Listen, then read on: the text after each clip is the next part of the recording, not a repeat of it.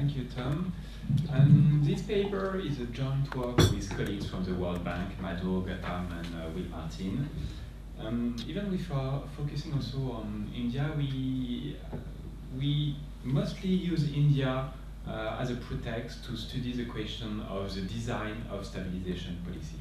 So we will analyze the current policy in India, but what is really interesting for us is to see what could be done to improve on the current setting and how we could design simple rules to stabilize the market.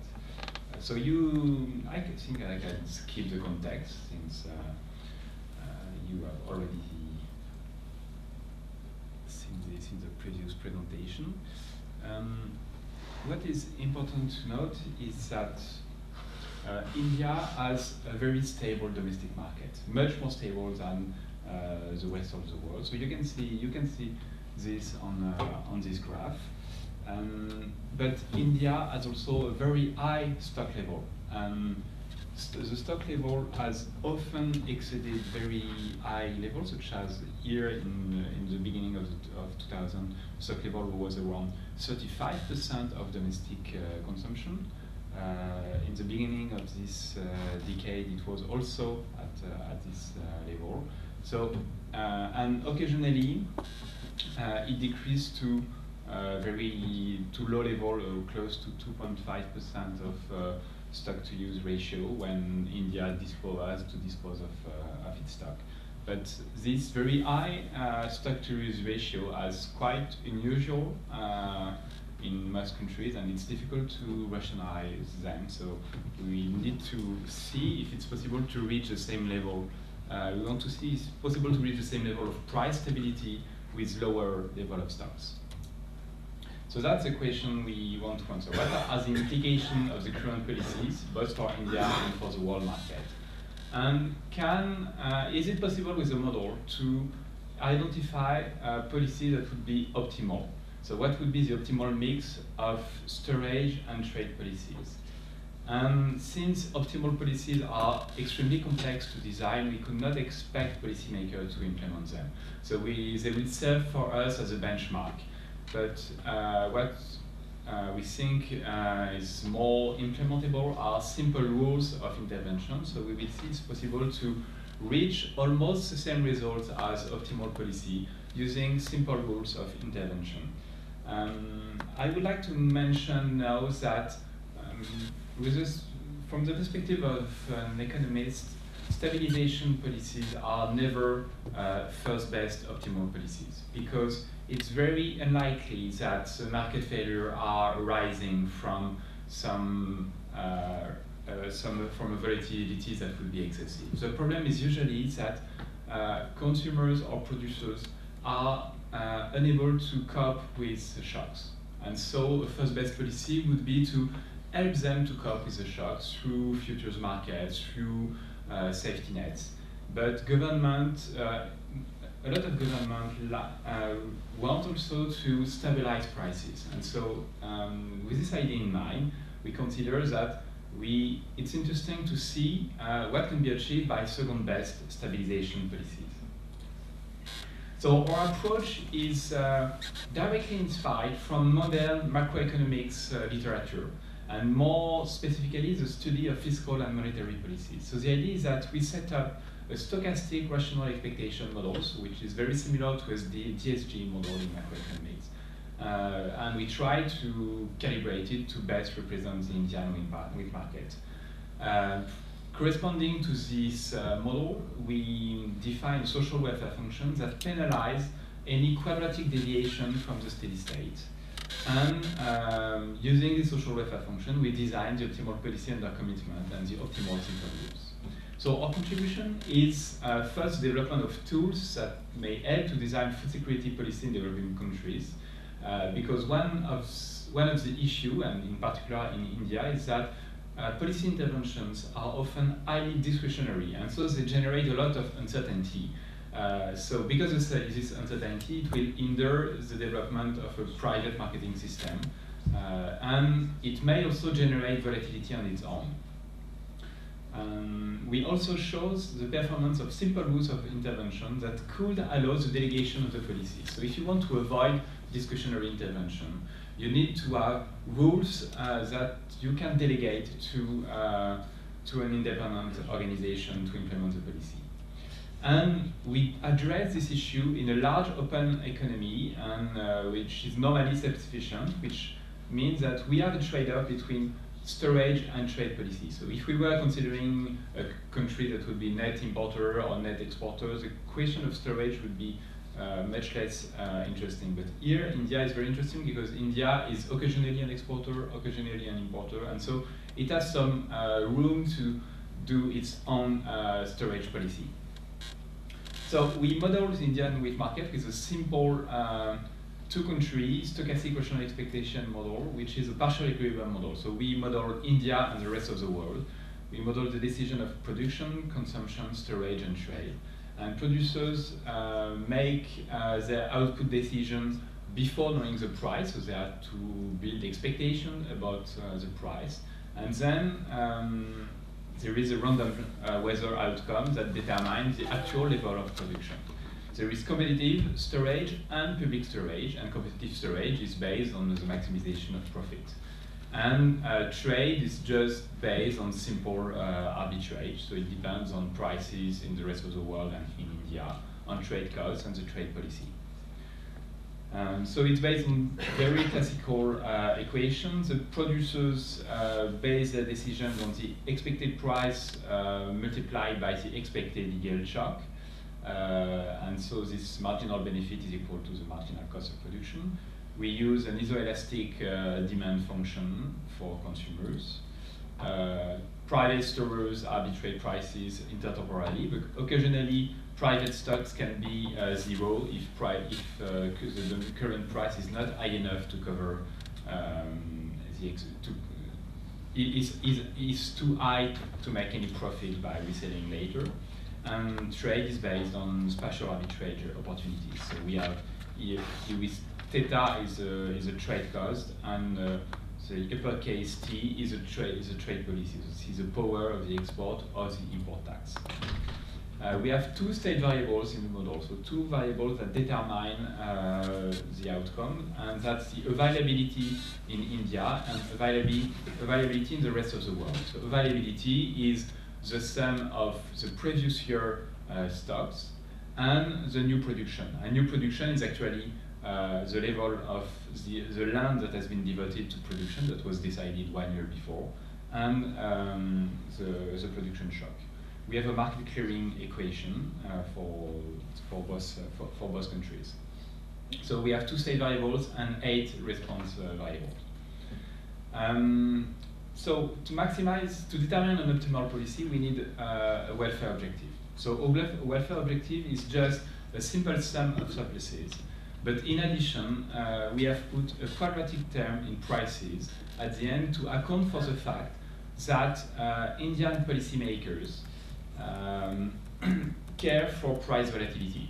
So it's to provide micro-foundation for this quadratic term. We could consider that consumers are risk averse or producers are risk averse, but anyway, there are many motivations for price stabilization. So we just consider that this quadratic term will capture the many political economy motivation, market favors that may motivate the intervention. But we need some values to calibrate the parameter k, and for this we will use the analogy. We will use a paper by Tonowski, Italy, in which they derive an expression for this parameter corresponding to a case in which a consumer is risk averse and markets are incomplete. So in this case, k could be interpreted as this term with gamma as the budget share, R the risk aversion parameter, then we have the income elasticity and demand and price. So first we would like to unpack the current policy. So one of the problems with the current policy is that the current policy is highly discretionary, and we are working with a rational expectation model. So in a rational expectation model, if you want to put policies, you need to have policies that follow rules. because your agents need to build expectations about these rules. So even if the current policies are highly discretionary, we believe that we can capture their essence through some rules. So first we have considered the question of the trade policy, and we have considered that the trade policy actually insulates Indian domestic market from world prices. And so it takes this form. We have an isoelastic function. The trade policy is an isoelastic function of the border price, with beta, which is the elasticity of the trade policy with respect to border price. And the stockholding policy is which, in one, there is a public purchase to defend the minimum support price, and there are, in practice, there are some discretionary open market sales, but we have not found any clear release rule to represent them. And in addition, it seems that these open market sales are mainly there to manage volatility for intra-annual volatility. But here we consider a model that is an inter-annual volatility, and so it will not be possible to represent these open market sales. So we consider only two forms of releases of stocks. The releases for the public distribution systems, and periodic export of surplus when stocks exceed some level. So this is what we have here in the equation. We accumulate stocks when prices decrease below the minimum support price, and we release stocks every period to supply the PDS. And when stocks exceed some level, they are exported directly to the rest of the world. And so, in this case, when there is a public intervention, there is an additional state variable, which is a public stock level.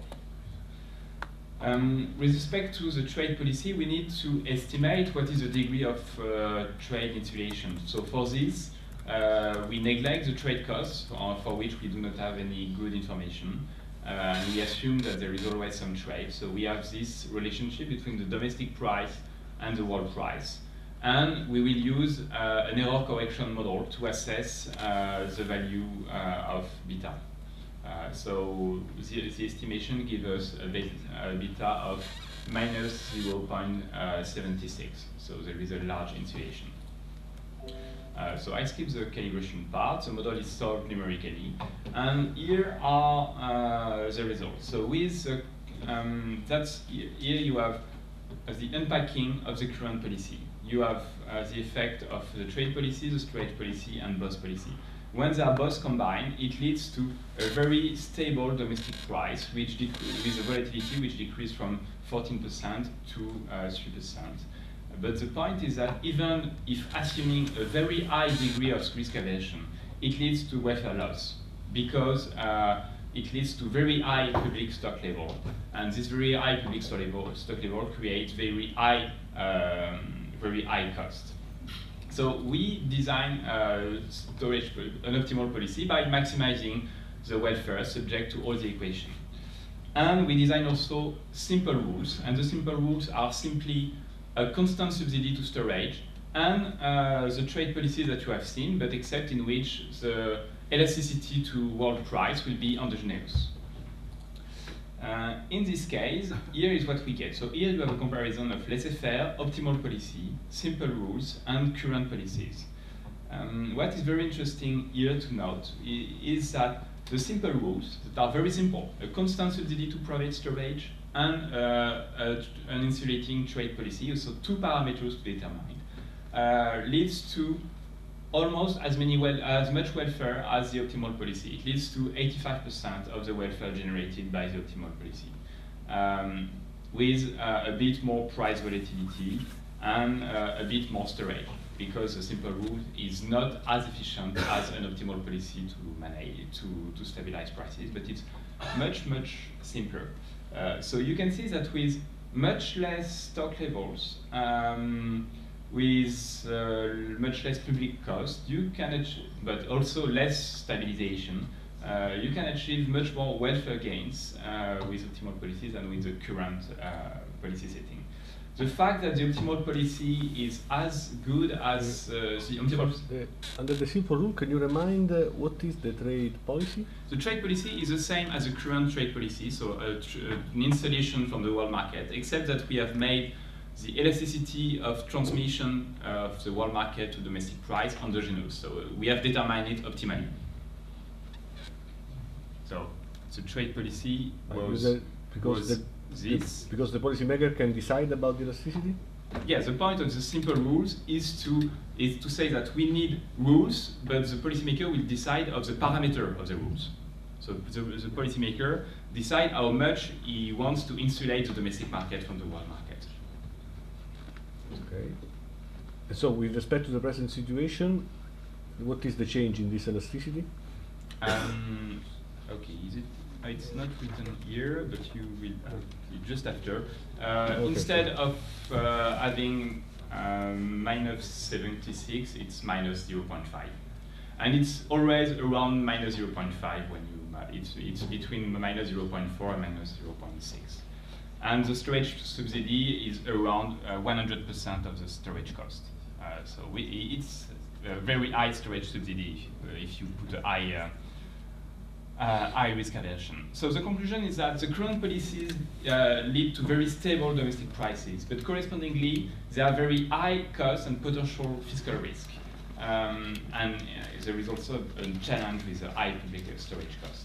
So we have shown that we could yield higher welfare gains with optimal policies, and they increase world price volatility, less world price volatility, but more importantly, a simple rules-based approach yield very good results that could allow to decentralize the policy to private actors and to rules that could create more predictability for the market.